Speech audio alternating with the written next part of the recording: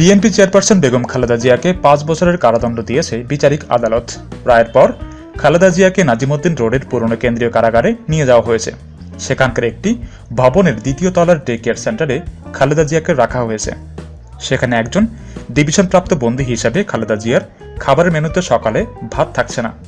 সকালে 87 গ্রাম আটার রুটি, 87 গ্রাম ডাল ভাজি পাবেন।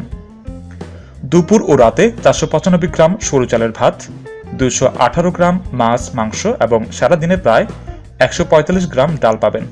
এছাড়া তেল, লবণ, মরিচ সহ সব মিলিয়ে 3 বেলা খাবার বাবদ একজন ডিভিশনপ্রাপ্ত বন্দীর জন্য সরকারিভাবে বরাদ্দ হয় 115 টাকা।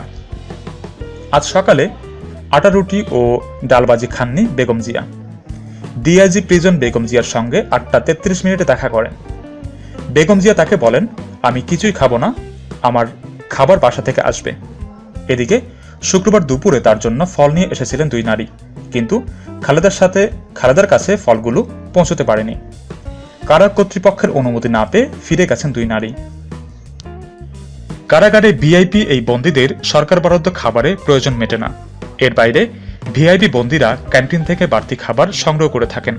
এছাড়া বন্দীদের স্বজনরা সাক্ষাতের সময় শুকনো খাবার ও ফলমূল দিয়ে যান। এসব দিয়েই খাবারের প্রয়োজন মেটাতে হয় তাদের। তবে প্রিজন ক্যান্টিন বা পিসির মাধ্যমে কারাগারে বন্দীর নামে টাকা পাঠানোর রীতি চালু রয়েছে। পিসিতে বন্দীর স্বজনরা টাকা পাঠান, সেই টাকায় তারা বাড়তি খাবার খেতে পারেন। তবে বন্দীদের খাবার সরবরাহে কোনো ধরনের সমস্যা হচ্ছে না বলে জানান কারা কর্মকর্তারা। সংবাদ বিনোদন প্রতিদিন প্রতিক্ষণ সবার আগে জানতে হলে আমাদের MK টিভি চ্যানেলটি অবশ্যই সাবস্ক্রাইব করুন। ধন্যবাদ।